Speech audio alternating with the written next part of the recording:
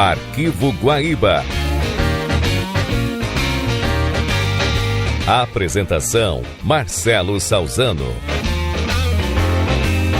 Tudo bem, meus amigos? Muito boa noite. Está no ar o Arquivo Guaíba.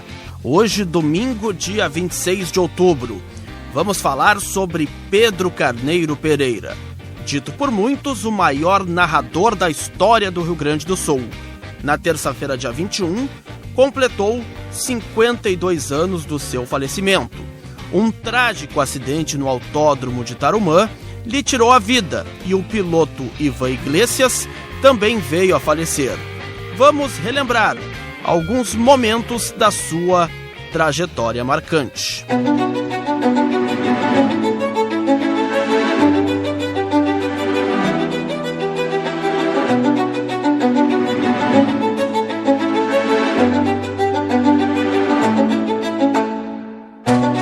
Pedro Carneiro Pereira nasceu em Porto Alegre no dia 11 de março de 1938.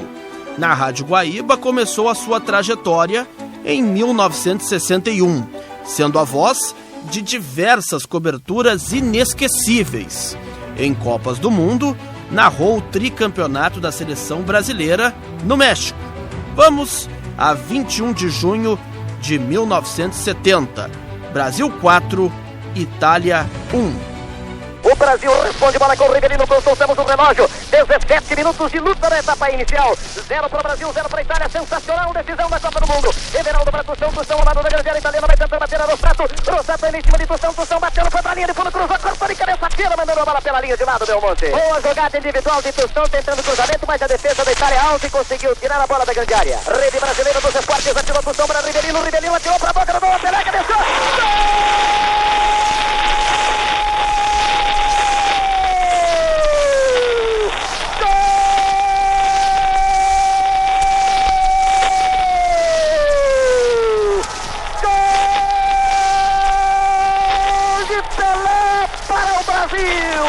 Subiu para num golpe seco de cabeça para baixo. Abrir o marcador no Estádio Azteca. Agora, 18 minutos da primeira etapa.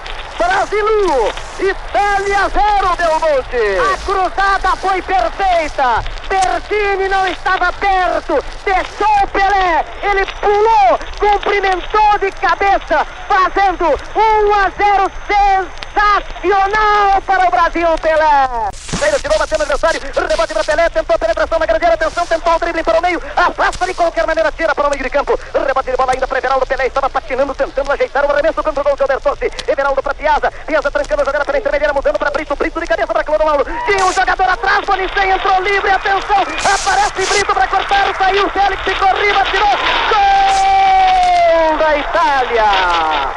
Gol da Itália numa jogada toda errada de Clodoaldo. Não viu que Bonicem vinha por trás. Deu de calcanhar. E mesmo assim quase que a Itália não faz. Félix saiu do gol. Facilitou então para Didi Riva marcar. A 37 minutos de jogo. O gol de empate imerecido. Porque obtido quando o Brasil praticamente errava, dando de presente a jogada, Luiz Fernando. Foi um verdadeiro presente que a defesa brasileira deu para a Itália, que acabou aproveitando com essa troca de passes para trás que não resolvem. Pelé agora pediu calma ao time brasileiro, que volta para dar a saída. Preparando-se para cobrar Gerson para o time do Brasil. Cobrou Gerson para Carlos Roberto dominou, vai tentar outra jogada pelo flanco, olhou para o meio, não quer se aventurar por lá. Carlos Roberto tentou para Gerson, dominou pelo meio, Gerson virou a jogada para Everaldo, bom lance. Everaldo recebeu, pode cruzar, atenção, de perna esquerda tem Jair colocado, deu a Jair, partiu pelo meio, vai tentar bater a Faquete, entregou para Gerson, driblou, tentou tirar para a bola, tirou, gol!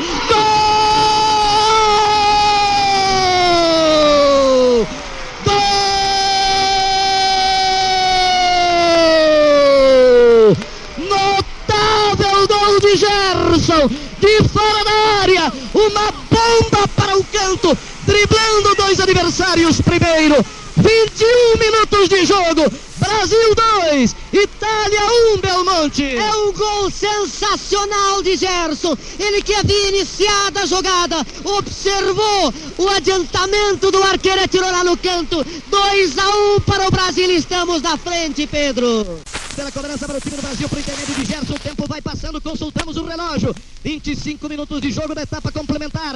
Faltam 20 para terminar a Copa do Mundo. O Brasil ganha por 2-1. Prepara-se Everaldo para cobrar. Atenção, deu toque para Gerson. O estádio inteiro em coro grita Brasil, Brasil. Gerson de perna direita, levanta para Pelé na grande área. Atenção, de cabeça para Jair, entrou, atirou. Gol! Gol! Jairzinho para o Brasil. Cabeçada de Pelé para trás. Entrou Jair, nem pôde chutar propriamente, apenas estourou a bola. Quando os italianos vão reclamar do bandeirinho, o impedimento.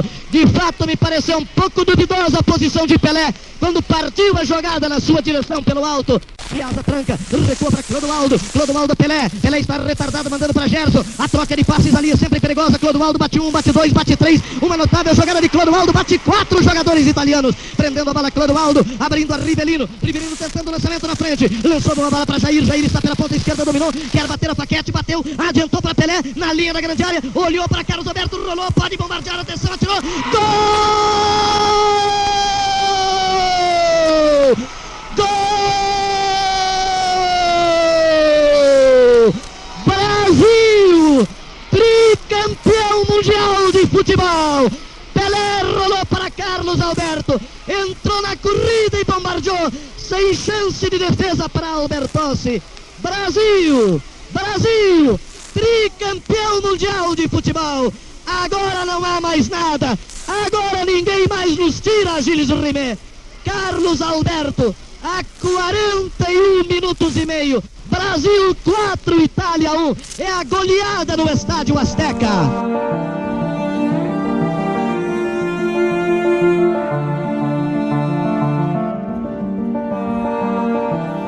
Além da locução esportiva, o automobilismo era sua grande paixão.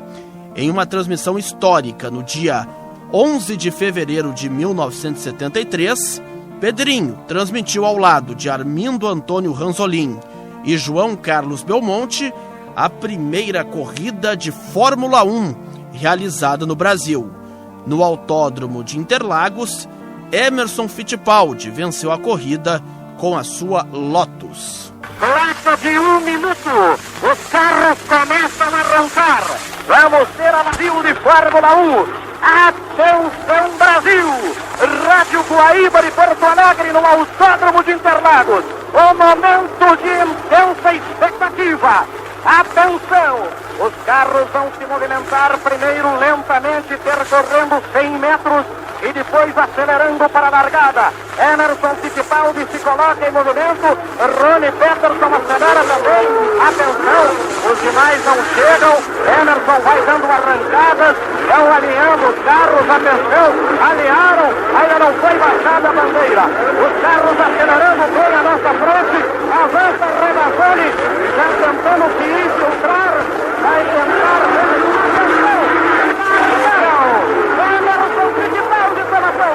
Emerson Fittipaldi tentando a ponta. Ele vai em direção à curva 1. Vai tentar Emerson Fittipaldi ficar a ponta na altura da curva 1. Emerson Fittipaldi tentando ir para o Brasil de Fórmula 1.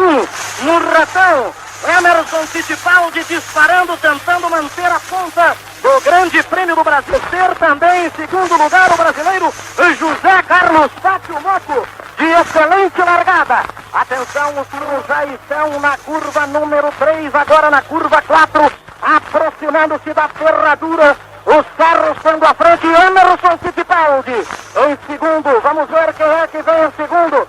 Em segundo lugar, o carro número 6, Carioca. Em segundo lugar, o carro número 6 de Moco. Emerson na ponta, Moco em segundo, em direção à curva do lado. Estão na subida do lado, 2 brasileiros à frente. Emerson na frente, Moco na segunda posição. Eles vão se aproximando da curva do sol, Ranzolin. Vamos ver, tem a impressão de que Emerson vai continuar predominando. Resolve hoje correr de ponta o Emerson quando vai para a curva do sol. Os carros na curva do sol com Emerson Fittipaldi pontuando o Grande Prêmio do Brasil. Emerson Fittipaldi secundado pelo Moco. O terceiro carro ainda não foi identificado, poderemos identificá-lo a seguir. Emerson Fittipaldi já vai fazer a tomada na curva do Sargento. Deve apontar em seguida na curva do Sargento. Ele que surge. Emerson Fittipaldi perseguido pelo carro de José Carlos Pátio. O carro que vem a seguir pode ser Sever ou o Stewart. Vamos ver quem é o Stewart. E o Stewart, Emerson é o quarto. Jack Hicks é o quinto. Jack Hicks é o quinto. Já está o Stewart na terceira posição. Emerson fez na curva do oeste. Faz o Pinheirinho. Pinheirinho é também de Emerson. Moco é o segundo. Stewart é o terceiro. Rony Peterson é o quarto. Vai para a curva do cotovelo. Ali é 110 km horários. Emerson primeiro, Moco segundo. Stewart terceiro. Rony Peterson é o quarto. Jack Hicks é o quinto. Os 5 primeiros na Fórmula 1 do Grande Prêmio do Brasil. Foram para o mergulho. Agora na curva da junção. Daqui um pouquinho mais. Completarão a curva. Emerson primeiro, Moco segundo. E Stewart terceiro. Rony Peterson quarto. Jack Hicks o quinto. No Grande Prêmio do Brasil de Fórmula 1. Vão completar agora a curva. E vão para a reta de chegada, Pedro Carneiro Pereira. Emerson Fittipaldi vai completar a primeira volta na ponta. Ele está sendo perseguido pelo brasileiro. E José Carlos Pátio na primeira colocação. Em terceiro, Jack Stewart. Na curva número 1 de Interlagos. Emerson Fittipaldi na ponta. O Brasil o primeiro no segundo lugar. Não foi em segundo. Em terceiro, Stewart. Vão para o retão. Emerson disparando. A diferença de Emerson para Moco, cerca de 100 metros aproximadamente. Em direção à curva 3 no final do retão. Emerson Fittipaldi na frente. O Moco em segundo. E Stewart aproximando-se de Moco, mas Moco tem uma diferença de cerca de 50 metros. Pedro, Sim. Wilson Fittipaldi no boxe. O Wilson Fittipaldi para no box. Quando estão se aproximando da ferradura, Emerson Fittipaldi na frente, Moco correndo em segundo. E Stewart em terceiro, está sendo ameaçado na quarta posição por Rony Peterson. Rony Peterson aproximando-se de Jack Stewart. Emerson folgando na ponta, prosseguido por José Carlos Pátio do Brasil na segunda colocação. Emerson Fittipaldi é o líder do Grande Prêmio do Brasil. Atenção! Vamos aguardar a entrada na reta de Emerson Fittipaldi. O líder, provável ganhador, apontou Emerson. O público levanta. Ele vai para a última volta em Interlagos. Antes vai ultrapassando a Nick Lauda, retardatário. Emerson Fittipaldi na última volta em Interlagos. Vai vencer a segunda prova do Campeonato do Mundo. Emerson Fittipaldi na curva 1. Emerson Fittipaldi na curva 2. Emerson Fittipaldi no retão. É Fittipaldi, minha gente. Este país tem pressa. Emerson Fittipaldi no retão. O público de pé em Interlagos acompanhando a volta final. Lá vai ele se aproximando da curva 3. A Lotus preto e dourada reluzindo nesse sol quente no Brasil. Emerson Fittipaldi em pleno mês de fevereiro, às 3 horas da tarde, vencendo ao calor, vencendo aos adversários. Emerson Fittipaldi acercando-se da ferradura. O campeão do mundo temporada de 72. Escrevendo nova história brilhante para o automobilismo brasileiro em 73. Emerson Fittipaldi fazendo a ferradura. Emerson Fittipaldi se aproximando da subida do lago. Emerson Fittipaldi vai agora lá na subida do lago. Ultrapassou um retardatário. Eu não vejo movimento de bandeira. Tenho a impressão de que quando ele passar é que entrará na última volta. Não sei, estou com o olho no Emerson, outro na bandeira. Não tenho bem certeza. De qualquer forma, Emerson Fittipaldi está em direção agora à curva do sol, Ranzolin. Emerson Fittipaldi completando a curva do sol. Emerson Fittipaldi vai para a vitória no Grande Prêmio do Brasil. Mais um Grand Prix para a coleção de Emerson Fittipaldi. Ele vai para a curva do Sargento. Completa a curva do Sargento. Emerson Fittipaldi em menor velocidade. Agora a abertura. Desenvolvendo maior velocidade. Emerson Fittipaldi faz a curva do laranja. Mais um Grand Prix que Emerson Fittipaldi vai somar. Ele vai ganhar o Grande Prêmio do Brasil em Interlagos. O nosso campeão mundial rumo à vitória. Emerson Fittipaldi já venceu o S. Faz a curva do Pinheirinho. Vai para o Pico de Pato. Saiu do Pinheirinho, acelerou em direção ao Pico de Pato. Ali diminui a velocidade. Chega a velocidade aproximada, como ele mesmo disse ontem, para Guaíba de 110. A menor velocidade no circuito. Arranca de novo no mergulho. Vai subindo agora na curva da junção. Emerson Fittipaldi na curva da junção. Vai agora completar a curva da junção para entrar na reta. Ele vai ganhar a corrida. Está terminando a corrida em Interlagos. Emerson Fittipaldi vai ser embandeirado por aí. Pedro, ele já completou, entrou na reta de chegada o campeão brasileiro. A volta Emerson, público de pé. Vibração em Interlagos. Foguetes. Emerson, braço para fora. E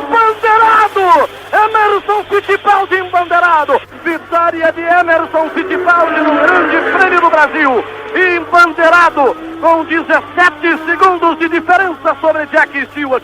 Uma vitória total, de ponta a ponta, arrancou na ponta, mostrando que sabe largar também, especialmente quando está acossado nos seus brios, como estava pelo companheiro de equipe Ronnie Peterson, que tinha marcado o melhor tempo de volta nas tomadas. Emerson foi para a ponta, atacado primeiro por José Carlos Patti e depois apenas seguido por Jack Stewart, que limitou-se a correr pela segunda colocação. Emerson, o grande ganhador do Grande Prêmio do Brasil. Emerson Fittipaldi fazendo a volta olímpica, acenando para o público em Interlagos. Aqui está ele fazendo a curva da ferradura em baixa velocidade, tranquilo, o ídolo dos brasileiros, o Emerson Fittipaldi, que aqui, diante desta multidão, no primeiro Grande Prêmio valendo pontos realizado no Brasil, deu esta satisfação para todos nós, ganhando, e mais do que ganhando, mostrando a sua categoria, a sua tranquilidade de grande piloto.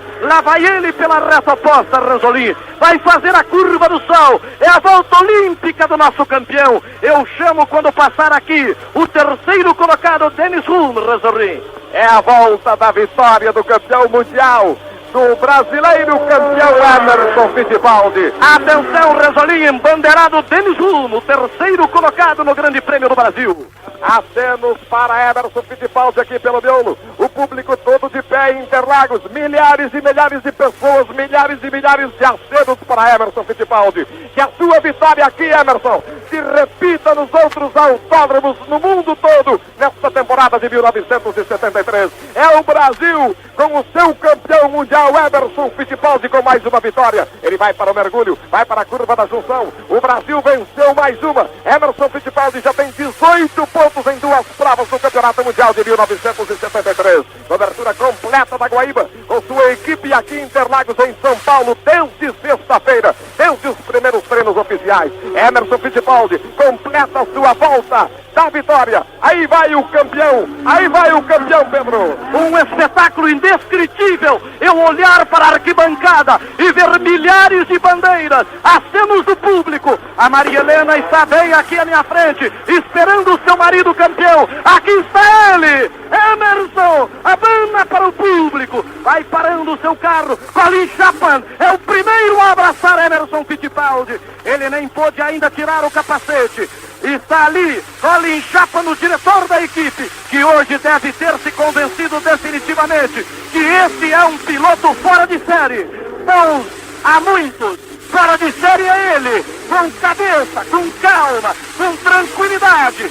Hoje correu de ponta a ponta, vencendo o Grande Prêmio Brasil, sagrando-se campeão da primeira prova, valendo pontos pelo lado em nosso território.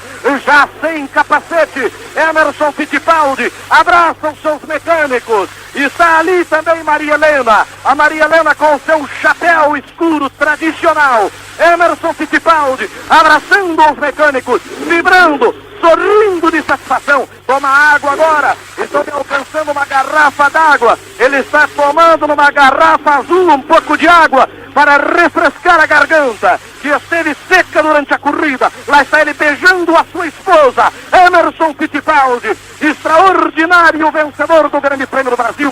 Está ele agora cercado pelos policiais para não ser abafado. Emerson Fittipaldi bem à nossa frente, já se preparando para subir no pódio. Já vai lá para o meio da pista, vai subir no pódio o campeão do mundo do ano passado, Emerson Fittipaldi, acena com a bandeira brasileira, nas mãos. Um espetáculo magnífico, um espetáculo de trazer lágrimas aos olhos para todos. O novo ídolo deste povo que tem pressa, desse povo que luta. Olha a torcida.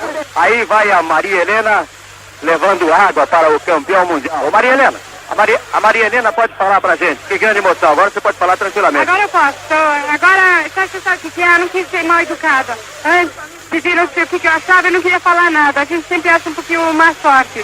Eu estou muito contente e muito orgulhosa. Ele deu uma de campeão, mano. Foi uma grande corrida, sensacional, de né? ponta a ponta, isso é corrida mesmo. Mas olha o champanhe aí, olha o champanhe, o Emerson Fittipaldi, que coisa maravilhosa. Vai lá, Maria Helena. Emerson, o calor prejudicou ou não, Emerson? Não tive problema, graças a Deus o carro estava muito bem, só a água que estava um pouco quente, estava 100 graus mais ou menos a temperatura. E o Rony que não teve muita sorte, né? O Rony eu não sei o que aconteceu, parece que deu uma rodopiada, né? Fala mais aí, pode falar à vontade. Estou muito contente com a vitória, graças a Deus o carro, a corrida toda não tive problema nenhum. E apesar do calor, foi tudo bem, não tive galho nenhum de pneu, de temperatura de água, nada, foi tudo bem, graças a Deus. Teve muito boxe nessa corrida, hein, Everton? Teve boxe de montão, né? Eu desde o começo da corrida estava procurando andar com o motor a 10 mil rotações, em vez de a mais de...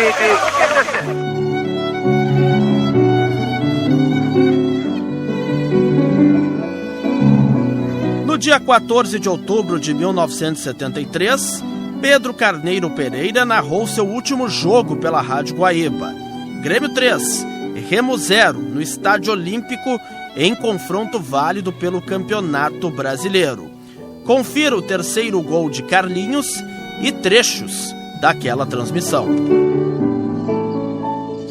Bola com Anchieta. Anchieta dominando ao lado da grande área, cortando esplendidamente o adversário e rolando a bola para Cláudio. Cláudio avança pela intermediária. Cláudio vai carregando. Cláudio para Mazinho. O Grêmio jogando tranquilo, ganhando de 2-0 do Clube do Remo no primeiro tempo. Isso em campeonato nacional não é muito comum. Carlos Alberto a Tarcísio. Tarcísio prendendo pela meia. Joga bem o time tricolor. Tarcísio retarda para Cláudio. Cláudio a Carlinhos. Carlinhos enfrenta o seu marcador que é Cuca. Vai tentar bater a Cuca. Ainda Carlinhos trazendo para o meio. Carlinhos para Carlos Alberto. Carlos Alberto devolvendo para Carlinhos. Carlinhos enfrenta o seu marcador que é Cuca. Vai tentar outra vez o dribbling. Cuca vai recuando, ele tentou a passagem na bola para Tarcísio, a toque que o árbitro marca de Mendes. O Tarcísio corria para receber o lançamento que estava ali fazendo o jogador Carlinhos, quando houve o toque, bem assinalado pelo juiz, pelo bandeirinha e confirmado pelo juiz. Quando você precisar, Ipiranga está perto. Amigo é para essas coisas. Vamos ter a cobrança para o time do Grêmio. Quem é que está lá? Cláudio e Loivo. Deve ser o Loivo de novo, né? Estão lá Cláudio e Loivo. É Loivo que vai outra vez tentar a mesma cobrança. Da vez anterior estou forte no canto. Preparando-se Loivo, atenção, autorizado pelo juiz. Partiu Loivo, perna esquerda, tirou para o canto, defendeu. Ele chuta bem, é de longe, a bola vem com força. Ele chuta muito bem, porque usando o pé esquerdo lá da direita e com pouca gente na barreira, ele tem facilidades. Até agora acertou todas no golo. Aranha na direção de seu companheiro que Elias. Elias devolveu o enforcado para Aranha. Aranha conseguiu para Swing. Swing lutando contra Everaldo. Entrou para cortar para o time do Grêmio. Loivo, o árbitro marcou. Falta de Loivo sobre Swing. Eu concordo com vocês com relação ao chute do Loivo. Só não tem malícia. Vocês observem que aquele anterior foi a mesma coisa que esse aí. O goleiro já sabe, é telegrafado o chute. Bola pelo meio de campo, um instantinho, Hélio Fagundes, bola com Elias, Elias para Aranha, Aranha para Swing, Swing pela intermediária, Swing vai partindo para o campo de frente, está pela intermediária, é o jogador mais lúcido do Clube do Remo, ainda Swing rolando no meio para Alcino, o grandalhão tentando bater a Carlos Alberto, dando velocidade, tocou agora para a ponta esquerda, Freitas apanha, tenta bater o seu marcador que é Cláudio cercando, ele atrasa para Cuca, o lateral esquerdo devolve para Freitas, o bandeirinha está marcando impedimento, o juiz ficou olhando para a bandeira, esperando que o bandeira marcasse para então confirmar. Rádio Guaíba de Porto Alegre comandando a rede Ipiranga dos Esportes, bola retardada no meio de campo por Tarcísio na direção do seu goleiro que é Carlos Alberto lançou na frente para Carlinhos, o bandeirinha está marcando o impedimento de Carlinhos. E é verdade que quando um juiz começa a brigar com o seu auxiliar fica difícil, a gente nota a perturbação do senhor von Mengen, depois de em duas oportunidades não ter as suas sinalizações ratificadas pelo árbitro Sebastião Rufino. Há um nítido desentendimento no que tange a arbitragem entre o senhor Sebastião Rufino e o seu auxiliar José Carlos von Mengen. Fala com Beto dominando pela zaga, Beto tocando na direção de Everaldo rolando para Paulo Sérgio vai se acercando do divisório do campo ainda Paulo Sérgio tocou para Tarcísio enganava bem o primeiro homem, lutou contra a Aranha, perdeu a bola, o árbitro está marcando falta de Aranha sobre Tarcísio pela ponta esquerda de ataque do Grêmio. E o Tarcísio não gostou porque a falta do Homem-Aranha foi vencida, né? Ele já tinha passado pelo jogador. Sebastião Rufino em Porto Alegre positivamente não dá sorte. Vamos ter a cobrança por intermédio de Everaldo. Cobra Everaldo e cobra mal, entra cortando Elias para o time do Clube do Remo. Avançando Elias pela intermediária, prepara-se para fazer o lançamento em profundidade. Ainda Elias preferiu deixar para Caíto pelo meio de campo. Caíto lutando contra Loivo acaba derrubando o jogador do Clube do Remo. O árbitro marca a falta pela divisória. Vamos ter a cobrança por intermédio de Elias. Cobrou Elias para Mendes. Não, quem domina pelo outro lado é Rui. O zagueiro vai se destacando, partindo para o campo de frente. Não, é Mendes mesmo. Rui ficou pela direita. Mendes rolou, cortou parcialmente. Anchieta, remate de bola para Paulo Sérgio. Paulo Sérgio tocando para Everaldo. Everaldo recolhe e adiantou outra vez para Paulo Sérgio. Sérgio da intermediária, vai para o meio de campo. Ainda Paulo Sérgio para Carlos Roberto preparando-se para fazer o lançamento. Lança Carlos Roberto para Carlinhos, antecipação de Cuca. Sobe para o Grêmio, recuperando em excelente jogada. Mazinho de cabeça para Carlinhos. Carlinhos coloca na grama, tentando bater a Cuca. Perdeu, tentou recuperar. Entrou Luiz Cláudio, auxiliando o companheiro. Luiz Cláudio atrasa na direção de Mendes. Mendes faz a batida de perna direita para o lateral Cuca. Cuca recolhe junto à linha de lado, lança em profundidade pelo alto para Swing. Swing vai correr, marcando por Anchieta. Caem os dois. A pelota fica no gramado. Levanta-se primeiro Swing. O árbitro estava interrompendo, marcando. Empurrão de Swing sobre Anchieta. Fica caído o zagueiro central do time do Grêmio. Quando o sinal está marcando 40 minutos de jogo no primeiro tempo. Grêmio 2-0 sobre o Remo. O Aloysio Brasil, o técnico, mudou. Botou agora o Rui pelo lado direito da zaga e o Mendes pelo lado esquerdo. Vamos ver o Edgar Schmidt em Teresina, no Piauí. Se aproveita a interrupção do jogo em Porto Alegre para algumas informações sobre o jogo internacional em Tiradentes. A verdade é que dentro de 5 minutos vocês poderão com mais calma falar daí. Melhor, acho que é melhor, né, Pedro? Ao final do primeiro tempo eu entro daqui com as duas escalações, já que o jogo começará apenas às 4h30. Ok, Edgar. Bola com Everaldo. Everaldo dominando pela intermediária. Everaldo vai para o meio de campo. Everaldo alonga para Tarciso. Tarciso não pôde dominar. O passe foi envenenado. A bola se perdeu pela linha de lado. É lance de lado para o time do Clube do Remo. Movimentação de Rui para Elias. Elias para Caíto. Caíto trabalhando pelo centro de campo. Caíto preparando-se para fazer o lançamento. Ainda carregando Caíto. Caíto olhou para a direita. Aranha desistiu. Preferiu retardar a bola para Rui. Vai carregando Swing pelo meio de campo. 41. Swing prendendo. Swing vai tentar o lançamento para o interior da grande área. Tentou agora para direto pela linha de fundo. É tiro de meta, Lupe.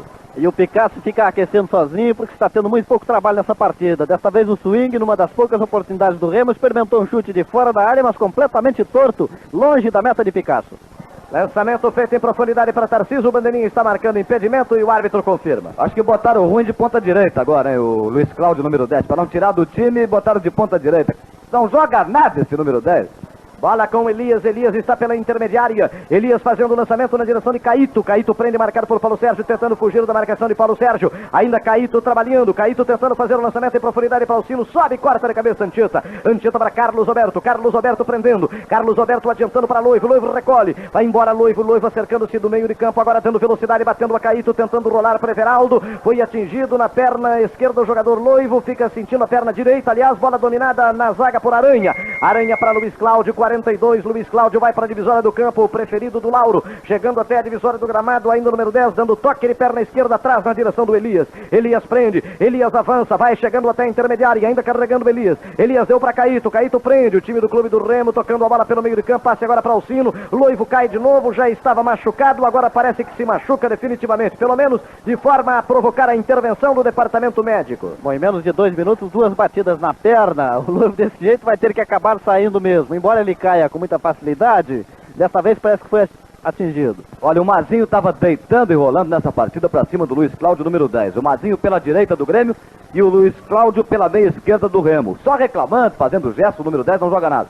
Agora não vai ter refresco o Mazinho, porque foi o Swing, número 7, que estava aqui perdido na ponta direita com a sua experiência, para cima do Mazinho. Está lá na meia esquerda do Remo o Swing. E o Luiz Cláudio, que eu disse, não joga nada, veio aqui para a ponta direita, está cada vez mais perto da linha marginal do campo. Agora, mais culpado é o Aloysio Brasil, né, Lauro? Deixa o Swing, um jogador experiente na ponta direita esquecido, e bota o Luiz Cláudio antes na meia cancha. É, mais culpado porque ele já conhece o Luiz Cláudio há tempo. Eu estou conhecendo agora e estou vendo que é isso aí, né? Rádio Guaíba de Porto Alegre, com ela, Rádio Timbira de São Luís, no Maranhão. Em Porto Alegre, Grêmio 2, Clube do Remo 0. Jogada errada de Carlos Roberto, perdendo para Swing. Swing ataca pelo comando. Swing atingindo a intermediária, ainda Swing de perna esquerda, tentou a passagem para Luiz Cláudio, cortou o Everaldo. Everaldo na direção de Loivo. Loivo que está recuperado, mas está claudicando um pouco. Conseguiu dar o passe atrás para Mazinho. Mazinho recolhe. Vai embora Mazinho, cruzando a divisória e observando a colocação dos companheiros. Ainda Mazinho soltou para Carlinhos pela ponta direita. Carlinhos chama na marcação a Cuca, retarda para Carlos Roberto. Carlos Roberto devolve para Carlinhos. Carlinhos pela intermediária, vai carregando Carlinhos, vai para cima do seu marcador, que Cuca vai tentar batê-lo, recuando Cuca, avançando Carlinhos. Carlinhos levou para junto a linha de lado, não consegue a passagem. Agora há outro jogador por perto, que é Elias, ele quer bater os dois, é muito difícil, acaba perdendo para um deles, que é Cuca. Insiste Carlinhos, melhor para o lateral do Clube do Remo, ainda insiste Carlinhos, agora Cuca tira sobre Carlinhos, a bola dá volta para Cuca, afasta então na direção do seu companheiro, que é Freitas. Ele recolhe pela intermediária, que dá o toque na direção do seu companheiro, que é Swing. Swing trabalhando, Swing vai para o meio de campo, 44, Swing chegando até a divisória do gramado, marcado por Mazinho, adiantou para Alcino. Alcino. O comandante de ataque atira em profundidade para Freitas, passe muito longo, uma verdadeira atrasada de bola para o goleiro Picasso. Apanha Picasso para Everaldo, vai terminar o primeiro tempo em Porto Alegre. Vitória do Grêmio por 2-0. Bola com Paulo Sérgio chegando na divisória do gramado, o árbitro trila o apito. Termina o primeiro tempo de jogo no Estádio Olímpico. Vitória parcial do Grêmio 2-0 sobre o Clube do Remo de Belém do Pará. Quem prefere os postos Ipiranga tem amigos por toda parte. Colocando-se as duas equipes em Porto Alegre, Grêmio e Clube do Remo para o segundo tempo. E o Remo voltou com ruindade, aquele 10 na ponta direita, agora fixo na ponta direita e pronto para sair ali. Qualquer coisa ele já sai direto. Ouvem a Rádio Guaíba de Porto Alegre, comandando a rede Ipiranga dos Esportes. Estamos falando do Estádio Olímpico e também de Teresina na cobertura de Internacional e Tiradentes. Hélio Fagundes voltará dentro de instantes para a narração do primeiro tempo de jogo Internacional e Tiradentes pelo Campeonato Nacional. Aqui o Grêmio parece que liquidou o Clube do Remo no primeiro tempo. Iniciada a etapa complementar. Saída para o time de Belém do Pará. Lançamento de Aranha na direita para Luiz Cláudio. Luiz Cláudio vindo para trás. Ainda Luiz Cláudio trabalhando. Luiz Cláudio retardou no meio de campo na direção do seu companheiro que é Rui. Ele prende, marcado por Tarcísio, é Swing. Swing, camiseta número 7. Swing retardando para Elias. Elias dando toque para Alcino. Alcino recolhe pela meia esquerda. Alcino vai tentar fazer a sua jogada. É marcado por Mazinho. Retarda para Elias. Elias prendendo pelo meio de campo. Elias dando toque para o ponteiro esquerdo Freitas. Freitas recebe a carga de Cláudio. Retarda outra vez para Elias. Elias prende. Está um pouco adiante da divisória e mandou para Swing pelo meio. Swing é policiado por Carlos Roberto. Carlos Roberto ainda marcando. Swing tentou na frente. Corta Anchieta em bonita antecipação. Anchieta para Mazinho. Mazinho para Carlos Roberto. Carlos Roberto trabalhando pela intermediária. Carlos Roberto para Mazinho. Mazinho tentou atirar nas pernas de Alcino pelo meio das pernas. Bateu em Alcino. Ficou para Carlinhos. Carlinhos para Mazinho. Mazinho organizando a jogada pela meia direita. Mazinho vai correndo, atravessando o gramado. Ainda Mazinho. Mazinho mudou a jogada lá na esquerda para Everaldo. Everaldo recolhe. Everaldo está sobre a divisória. Rasteiro para Carlos Roberto. Carlos Roberto prende. Carlos Roberto rola na direção do seu companheiro que é Mazinho. Mazinho prendeu pela intermediária. Mandou a Tarcísio. Devolução ao contrário. Mazinho para Tarcísio. Entra para cortar o lateral esquerdo Cuca. Toca a pelota na direção de Elias. Elias prende pela intermediária. Elias no meio na direção do seu companheiro que é Mendes. O grandalhão zagueiro, camiseta número 3, vai chegando até a divisória do gramado. É marcado por Carlos Roberto, ainda prendendo o número 3, Mendes. Mendes vai fazer o lançamento para o campo de frente, retendo a pelota pelo meio de campo, ainda Mendes. Mendes vai levando pela meia direita, tentou o lançamento para a grande área em profundidade, vai sair Picasso com a cobertura de Anchieta, a pelota é tranquila para o goleiro. Ele com o pé vai conduzindo-a para o limite da grande área. Agora com as mãos manda Picasso para Mazinho. Mazinho tentando atirar sobre o adversário que Elias. Ficou o rebote de bola favorável a Freitas. Freitas para Elias. Elias a Freitas. Boa jogada. Avança o ponteiro esquerdo sobre a marcação de Cláudio. Vai tentar bater o Cláudio. Cerca melhor para Freitas. Freitas retarda para Elias. Elias pela intermediária. Elias para Swing. Swing atraindo a marcação de Carlos Roberto. Rolou no meio na direção do seu goleiro que é Caíto. Caíto entrando, lutando contra Carlos Roberto. Bateu em Anchieta. Voltou para Caíto. Foi para a área. Quando Carlos Roberto recua na direção de Picasso. Caíto caía na meia-lua da grande área, Belmonte. E ele ficou reclamando falta, mas acontece que ele adiantou demais a bola, perdeu o equilíbrio, chocou-se, não houve nada, estava certo o juiz da partida não marcando. Movimentada a bola por intermédio de Picasso. Picasso para Beto. Beto pela quarta zaga. Vai carregando a bola pela intermediária em busca do meio de campo. Ainda o zagueiro do Grêmio. Chegou até a divisória do campo. Tentou soltar na esquerda. Soltou mal. Ficou a bola para Aranha. Aranha prepara-se para fazer o lançamento para o meio. Já vem Beto em recuperação. Se recolocando na linha de zaga. Enquanto Aranha continua prendendo a bola. Mandou no meio para Swing. Boa bola. Tentou para Alcino. Rebate Anchieta. Rebate de bola favorável ainda ao time do Clube do Remo. Quem domina Luiz Cláudio. Luiz Cláudio prendendo pelo meio. Luiz Cláudio olhou para a direita. Rolou para Aranha. Aranha recolhe pela intermediária. Prepara-se para fazer a cruzada. Aranha devolve para Luiz Cláudio. Luiz Cláudio para Swing. Swing perde o controle para Everaldo. Everaldo para Loivo. Loivo pela intermediária. Loivo olhando para a colocação dos companheiros. Retarda para Everaldo. Everaldo na esquerda para Loivo. Deu mal. Entrou, cortou Aranha. Tentou recuperar. Loivo caiu. Aranha. Falta sobre o lateral direito que o árbitro assinala. Rádio... Segundo informações da Embratel, caiu o circuito entre Teresina e Fortaleza e a mesa está tentando, ao mais rápido possível, restabelecer esse contato para que possamos contar com Hélio Fagundes no jogo Tiradentes Internacional, jogo 4 da Loteria Esportiva. Quem prefere os postos Ipiranga tem amigos por toda parte. Rádio Guaíba de Porto Alegre comandando a rede Ipiranga dos Esportes. Vamos ter a cobrança de tiro de canto favorável ao Clube do Remo por intermédio do número 10, Luiz Cláudio. Colocando a pelota no gramado, Luiz Cláudio vai correr para a bola, atenção, correu Luiz Cláudio, bateu fechado, segurou Picasso. O Lauro vai reconhecer que na cobrança de escanteio o homem é bom. Ah bom, ao menos isso ele sabe fazer, o Luiz Cláudio. Lateral, ele cobra bem, escanteio cobra bem. Olha, tá bom o negócio pro Grêmio porque o Remo vem pra cima e tá se abrindo. Não tem condições de fazer gol, não tem teoricamente condições de fazer gol e pode dar maior espaço ao Grêmio para ampliar o placar.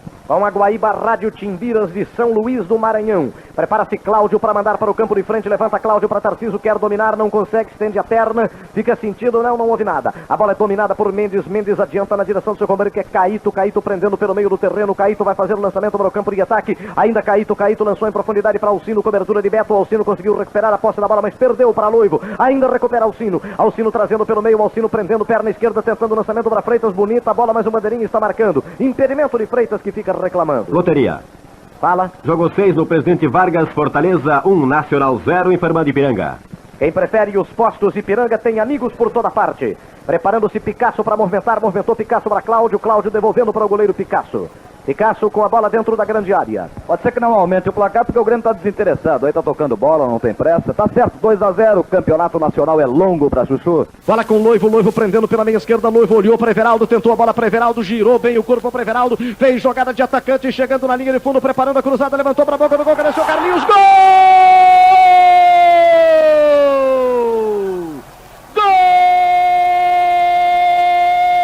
Gol de Carlinhos para o Grêmio.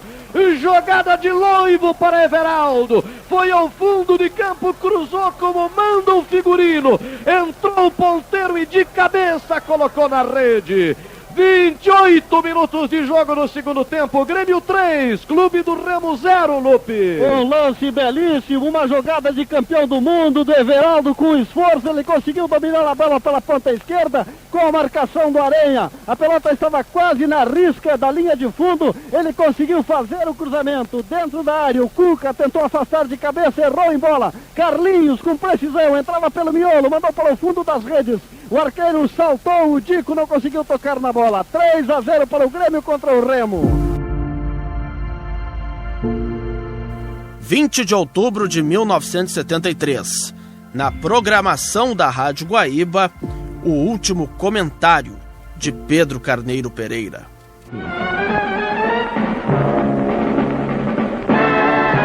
Com ingressos caros, teremos futebol e automobilismo no fim de semana. O Grêmio, vice-líder do Campeonato Nacional, joga em Vitória contra a Desportiva. Time por time, a gente até poderia cantar antecipadamente a vitória dos tricolores. Mas como o jogo é fora, as coisas se complicam, até o ponto da gente concluir que o empate seria um ótimo negócio. Como foi bom negócio o empate com o Rio Negro na quinta-feira. Já o Internacional joga em casa diante de um grande adversário, o São Paulo Futebol Clube. Com uma campanha bastante irregular, os colorados vão tentar uma vitória, que apesar do jogo ser em casa, não deverá ser fácil. O São Paulo tem um grande time e saberá se defender. O Internacional, para ganhar, precisará mostrar um talento ofensivo do qual anda divorciado há bastante tempo. No Autódromo de Tarumã teremos a quarta etapa do Campeonato Gaúcho de Viaturas de Turismo. A prova é aberta e por isso há alguns corredores de fora inscritos. Claro que se a prova fosse do Campeonato Brasileiro, aqui estariam todos os cobras. Mas o Automóvel Clube, que de uns tempos a esta parte resolveu consertar as suas finanças à custa dos corredores, abriu mão do direito de fazer a prova do Campeonato Brasileiro, resolvendo efetivar uma regional, onde pode oferecer premiação bem mais baixa. Quer dizer, para faturar, ele usa de dois expedientes: toma dinheiro do público e toma dinheiro dos corredores. O Automóvel Clube sabe que, apesar de oferecer prêmios insignificantes, como os de amanhã, os concorrentes aparecem. Então, faz as provas, não se importando que elas sejam muito inferiores ao que se poderia pretender. Se a prova de amanhã fosse pelo Campeonato Brasileiro, seria fácil a melhor da temporada. Não sendo, deverá ser apenas regular. Na categoria até 6.000 centímetros cúbicos, há 7 inscritos, sendo 3 de fora. São todos Opalas esplendidamente preparados que deverão terminar a competição sem maiores problemas, porque a prova é curta. Apenas 2 baterias de 25 voltas. Estes carros deverão virar em torno de 1 minuto e 17 segundos, o que representa uma média de 140 km por hora. Excelente para o traçado de nosso autódromo. E para alcançar esta média, os Opalas atingirão velocidades superiores a 200 km por hora no fim da reta e na chegada da curva do laço. Na classe até 3.000 centímetros cúbicos, José Asmus é franco favorito, com seu Opala 32. Enquanto que na classe até 1.600 centímetros cúbicos, aquela que tem o maior número de inscritos, a luta entre os Volkswagen deverá ser feroz. Separadamente, correrão os carros até 1.300 centímetros cúbicos, classe da qual participa um grande número de carros. Em conclusão, apesar dos pesares, a tarde em Tarumã promete bastante atração para o público. Boa tarde.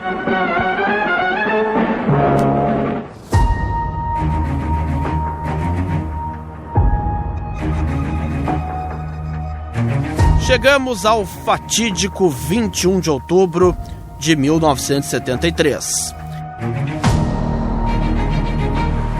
A Guaíba transmitia Inter e São Paulo no Beira-Rio com o comando de Armindo Antônio Ranzolin e Desportiva, Ferroviária e Grêmio com Milton Jung no Espírito Santo e um posto no Autódromo de Tarumã com Clóvis Rezende, informando antes dos jogos o trágico acidente.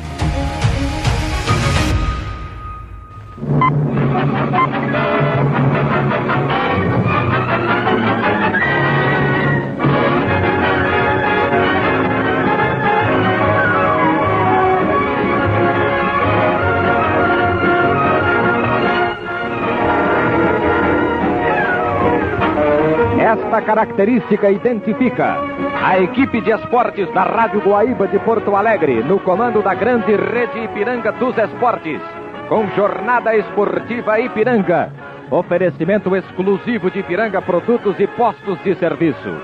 Jornada Esportiva Ipiranga gostará hoje da cobertura de mais uma rodada do Campeonato Nacional de Futebol.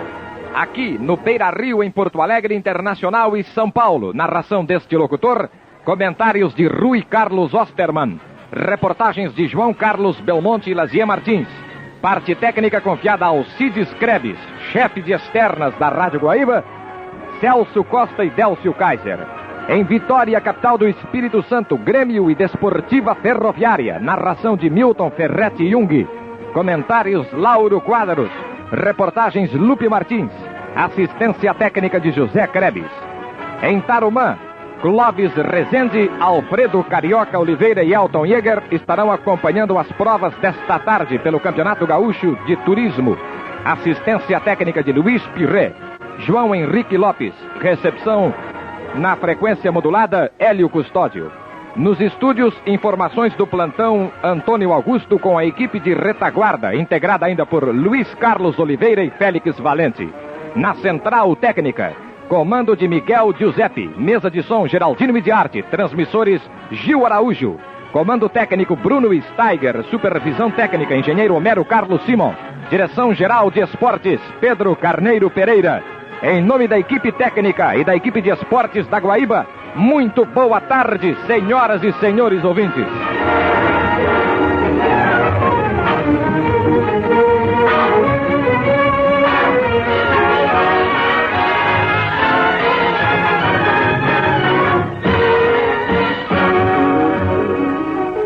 Para ter certeza, prefira Ipiranga. Que domingo bonito.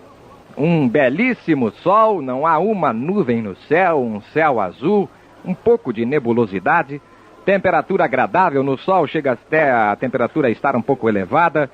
É um belíssimo domingo, um domingo que convida ao futebol ao ar livre. E eu tenho a impressão que até às 15 horas e 30 minutos, horário em que deve começar o jogo do Internacional e São Paulo, este estádio vai receber uma grande torcida para um dia em que, quem sabe, o Internacional possa voltar a marcar 2 pontos aqui no Beira-Rio. Há quanto tempo o Internacional não consegue uma vitória aqui? O Internacional tanto precisa dela, hoje enfrentando um adversário muito difícil, é verdade, e que deverá ser um obstáculo terrível para o Internacional nos 90 minutos de jogo, mas o Internacional espera esta vitória ansiosamente hoje à tarde. E a torcida, que poderá ter um papel decisivo, que poderá colaborar decisivamente para esta vitória, eu acredito que ela estará aqui até às 15 horas e 30 minutos, porque este domingo também convida a vir ao estádio. A propósito das apresentações do Internacional neste campeonato nacional, depois da movimentação de todos os companheiros, o Lazier e o Belmonte que estão aqui no Beira-Rio, Antônio Augusto no plantão e o Clóvis de Rezende com a equipe da Guaíba lá em Tarumã, eu tenho alguns números que eu gostaria de abordar junto com os companheiros que trabalham comigo esta tarde na Jornada Esportiva Ipiranga, porque são números bem interessantes sobre a campanha do Internacional no que diz respeito aos jogos fora e aos jogos em casa. E poderemos até fazer uma comparação com outro representante do Rio Grande do Sul, que é o Grêmio, que hoje joga lá em Vitória, no Espírito Santo, jogo que vai começar um pouco mais tarde. O jogo lá em Vitória começa às 5 horas. O nosso primeiro contato com a equipe da Guaíba lá em Vitória está previsto para as 16 horas aproximadamente. A Ipiranga tem o que a sua lavoura de soja e arroz necessita. Partida preliminar em andamento, o Internacional já movimentou o marcador. Infanto Juvenil do Internacional em Novo Hamburgo pelo certame da categoria fase final, 1-0 para o Inter. 2 agora. Saiu o segundo gol nesse momento. O São Paulo já chegou, hein? Apenas o roupeiro está colocando o fardamento do São Paulo aqui no vestiário e informou que a delegação ainda não saiu do Hotel Everest. E o técnico Poi tem uma dúvida exatamente na defesa, onde Forlan poderá sair jogando ou ficar na reserva. Se ele fica na reserva, confirma-se a presença de Nelson, que no meio da semana jogou em Florianópolis contra o Figueirense, porque Forlan entrou na meia cancha uma vez que Zé Carlos, machucado, não pôde jogar. Mas agora Zé Carlos está recuperado, já renovou o contrato o ponta-direita Terto, que não jogou em Florianópolis porque foi expulso na partida contra o Cruzeiro e São Paulo por Agomar Martins. E o técnico Poi pode escalar Sérgio, Forlan ou manter Mário, Nelson, melhor dito, na lateral direita. Mário, Arlindo e Gilberto formando a defesa. A meia cancha com Chicão, que é o líbero, Zé Carlos e Pedro Rocha, Terto, Mirandinha e Piau. Devem ficar na reserva Valdir Pérez, que era da Ponte Preta, goleiro, que o São Paulo, quando comprou Chicão, trouxe também para o Morumbi. Valdir Pérez. O Paranhos pode ficar na reserva se o Forlan jogar, ou pode acabar saindo o Paranhos. Paranhos e Nelson estão viajando como zagueiros que podem ficar na reserva. Teodoro para a meia cancha, Ratinho e Zé Roberto para o ataque. O técnico Poi vai enfrentar um problema porque ele não tem nenhum ponta de lança para deixar na reserva. O Ratinho é ponteiro esquerdo e o Zé Roberto é ponta esquerda do Juvenis, que está sendo aproveitado este ano nos profissionais. Fala, Antônio Augusto. Bem, há poucos instantes conversamos com a turma da Rádio Bandeirantes de São Paulo. O zagueiro Mário permaneceu na capital paulista em virtude do falecimento de sua genitora. Quem joga é Paranhos na zaga central. Perfeito, obrigado pela informação, Antônio Augusto. Então, o time do São Paulo, quando o técnico Poi chegar, nós poderemos confirmar oficialmente a equipe. O Mário, o Antônio Augusto está confirmando, ficou em São Paulo, jogará o Paranhos. Por sinal, eu vi o Paranhos jogar em São Paulo contra o Fluminense, formou dupla de área com o Mário. Não gostei nada do Paranhos. O Arlindo estava machucado, ele entrou de quarto zagueiro. Hoje deve entrar então de zagueiro central. Aliás, a propósito desse jogador, Belmonte, Paranhos, zagueiro do São Paulo, eu recordo que no ano passado estava em Aracaju, junto com o Antônio Carlos Porto e o Milton Jung, e lá nós encontramos a direção do clube de Alagoas, o CRA, o CSA, Centro Esportivo Alagoano, que era o dono do passe desse jogador, e esses dirigentes estavam em Aracaju para oferecer Paranhos ao Grêmio. Ficaram muito bravos porque a direção do Grêmio na ocasião não deu uma pelota para os dirigentes do CSA. Aí depois esse clube de Alagoas ofereceu Paranhos ao Internacional, que também não se interessou por ele. Hoje, este zagueiro está em São Paulo, no São Paulo Futebol Clube, pelo que você anuncia, estará em campo daqui a pouco. Bom, Belmonte, se você me permite, vou dar também as informações do lado do Internacional. Nós não temos ainda a confirmação da equipe, mas ela é aquela fornecida ontem à noite pelo técnico Dino Sani, e tão logo o Dino desça para o vestiário, nós a estaremos confirmando. Essa escalação do Internacional anuncia Schneider na meta, Edson Madureira, Figueroa, Pontes e Vacaria, Tovar, Paulo César e Dorinho, Valdomiro, Borjão e Escurinho. Lazier? Sim. Essa não é uma escalação política, deve ser uma escalação técnica, não é? Provavelmente. Porque na política entrou o Cláudio Miro, só depois de jogar 2 partidas e soube que ele tinha uma atrofia na perna esquerda. Isso é escalação política, não é? Perfeito. Este assunto, eu lhe confesso, eu gostaria tanto de abordar a fundo com o Dr. Horácio Costa Borges, mas lamento que o médico do Internacional não possa prestar declarações publicamente aos microfones, porque o Dr. Gildo Russovski chama a si a responsabilidade de prestar informações a respeito de jogadores lesionados, ainda mais casos crônicos como este do Cláudio Miro. Bom, mas você pode perguntar o seguinte, pode ser que a atrofia tenha ocorrido no norte, você sabe, o norte, o calor, todas essas coisas, isso às vezes provoca problemas sérios, musculares até. Perfeito, exato. E no banco ficarão, Rui, Gelson, o goleiro, Gelson, Hermínio, Falcão, Pedrinho e Manuel. O Rafael, todo mundo sabe, foi expulso contra o Motoclube do Maranhão e cumpre a suspensão automática nessa partida de hoje. Ontem pela manhã, aqui no estádio Beira-Rio, conversando com o Dino Sani, eu pude apurar que a pena de multa aplicada pela direção do Internacional a Rafael foi convertida na supressão da gratificação. Isto é, Rafael não mais será multado em 60%, ficando apenas punido com o não recebimento do bicho pela vitória contra o Motoclube. Me parece que foi na ocasião 700 cruzeiros de bicho. O Rafael não recebe o bicho e a pena fica por isso mesmo. E o Figueroa recebe um só ou recebe em dobro? Deve receber apenas o dele. Mas aqui não, a Federação Gaúcha fica com os 5% que lhe toca. Atenção, pega mais um. Atenção, Rosalém. Sim, claro, que houve? Um acidente horrível. Um acidente horrível, friso lamentável em Tarumã. Quase o repórter não tem condições de descrevê-lo, Rosalém. No retão, quando 2 carros tentavam a ultrapassagem. Quando passavam justamente na frente do posto de cronometragem, as cabines, os 2 carros chocaram-se contra a cerca e explodiram. Ô Clóvis, que bateria estava sendo realizada agora? Iniciou-se nesse momento a primeira bateria para os carros da classe B, C e D.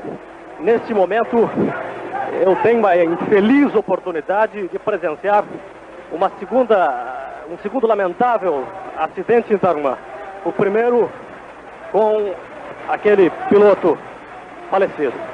Agora resta, Ranzolin, saber quais os resultados deste acidente. Clóvis. Lá estão os 2 carros em chamas, muita gente em torno dos 2 carros. É o pavor que tomou conta de Tarumã e também deste repórter. Ô Clóvis. Infelizmente registra, Ranzolin, esse fato lamentável. Que Deus queira tudo corra bem. Ok, Clóvis, faz o seguinte, se movimenta por Tarumã e volta com as informações, com a identificação dos carros envolvidos neste acidente, aí no retão, frente aos boxes, na largada da primeira bateria das classes B, C e D. Bola com Tovar pela metade do terreno. Rosolém. Sim, Antônio Augusto.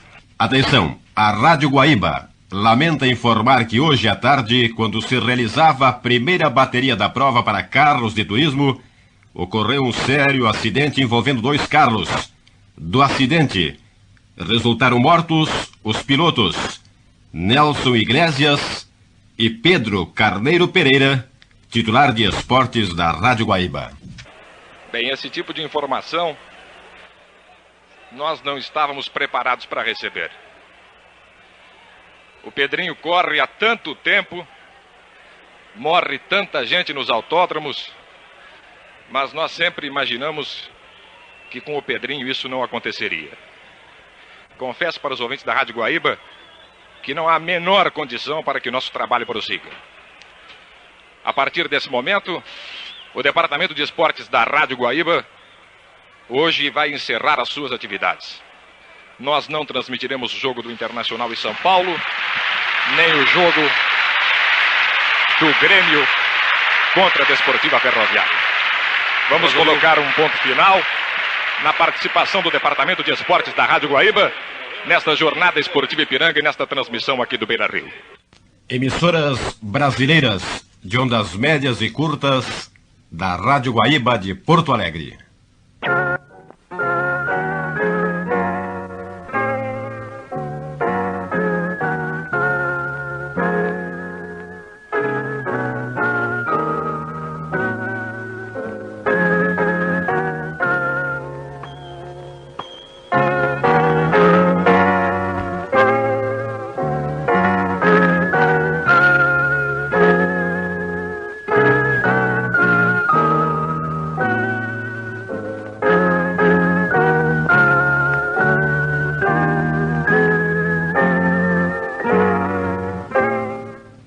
Guaíba lamenta informar que hoje à tarde, quando se realizava a primeira bateria da prova para carros de turismo, ocorreu um sério acidente envolvendo 2 carros. Do acidente, resultaram mortos os pilotos Nelson Iglesias e Pedro Carneiro Pereira, titular de esportes da Rádio Guaíba. Aqui no Autódromo de Tarumã, a Rádio Guaíba passa a leitura da nota oficial, distribuída pela Federação Gaúcha de Automobilismo e Automóvel Clube do Rio Grande do Sul. É a seguinte: a Federação Gaúcha de Automobilismo e o Automóvel Clube do Rio Grande do Sul cumprem o doloroso dever de informar ao público em geral e aos automobilistas em particular o lamentável acidente ocorrido durante o transcurso da 4ª etapa do Campeonato Gaúcho de Viaturas Turismo, Divisão 3, no qual perderam a vida os pilotos Pedro Carneiro Pereira e Ivan Iglesias Veiga. Prova esta realizada hoje no Autódromo de Tarumã. Face ao acontecido, declaram-se as entidades em luto oficial. Porto Alegre, 21 de outubro de 1973. Pelas diretorias Enio Lunardi Machado, João Alberto da Costa de Fini, presidentes. A Rádio Guaíba de Porto Alegre volta a transmitir do Autódromo de Tarumã. Os senhores já sabem do acontecimento. A Rádio Guaíba já transmitiu uma nota oficial da Federação Gaúcha de Automobilismo e do Automóvel Clube do Rio Grande do Sul com respeito à competição realizada hoje pelo Campeonato Gaúcho de Viaturas Turismo Divisão 3 e do acidente no qual perderam a vida os pilotos Pedro Carneiro Pereira e Ivan Iglesias Veiga. Nós estamos aqui no Autódromo de Tarumã e não estávamos quando o lamentável acidente aconteceu. Mas a Rádio Guaíba estava transmitindo com o repórter Clóvis Rezende. A companhia jornalística Calda Júnior está aqui com os repórteres José Antônio Pinheiro Machado Neto da Folha da Manhã e Cleiton Celistre da Folha da Tarde. E o José Antônio Pinheiro Machado Neto, que está aqui em Tarumã ainda nesse momento, num dever de profissional de imprensa, tem agora a dura missão de contar aos ouvintes da Rádio Guaíba como aconteceu o acidente no qual 2 pilotos perderam a vida. Naturalmente que não vai falar agora, a exemplo do que está acontecendo conosco, o amigo do Pedro Carneiro Pereira, do Ivan Iglesias Veiga. Vai falar sim o profissional de imprensa, José Antônio Pinheiro Machado Neto. Pedrinho conseguiu uma largada sensacional. Ele passou na segunda volta, era o segundo colocado na corrida. Na terceira volta, ele tomou o retão dos boxes à frente de Ivan Iglesias. Ivan levou o carro para a esquerda, não controlou bem, chegou ao lado de Pedro Pereira, bateu no carro, os 2 carros se engancharam e subiram no barranco que tem à direita, onde fica a espécie de pavilhão de Tarumã, onde fica o público, o pavilhão social de Tarumã. Os 2 carros bateram, o carro de Ivan começou a pegar fogo quase imediatamente. Depois os carros saltaram e caíram na pista. Ivan deve ter morrido instantaneamente. Pelo que se viu, o fogo tomou conta dos 2 carros, mas principalmente no carro do Ivan. E como há um declive, a gasolina em chamas do carro de Ivan foi para o carro de Pedrinho, que ainda estava vivo dentro do carro. Tentava sair pela porta de trás com o carro capotado, mas não conseguiu. Morreu carbonizado também. O serviço de bombeiros, se bem que mesmo que fosse eficientíssimo, teria dificuldade, porque os 2 carros estavam com o tanque completamente lotado, 80 litros de gasolina em cada um. Era na terceira volta da corrida. Seria muito difícil, mas se houvesse um serviço de segurança em condições, haveria uma possibilidade de salvação. Arquivo Guaíba, mesa de áudio Daniel Zucco, edições Guilherme Silveira, coordenação de esporte Rafael Pfeiffer, gerência de jornalismo e esporte Rafael Sequim, direção geral Claudinei Girotti. O Arquivo Guaíba volta no próximo final de semana. Boa noite. Você ouviu Arquivo Guaíba.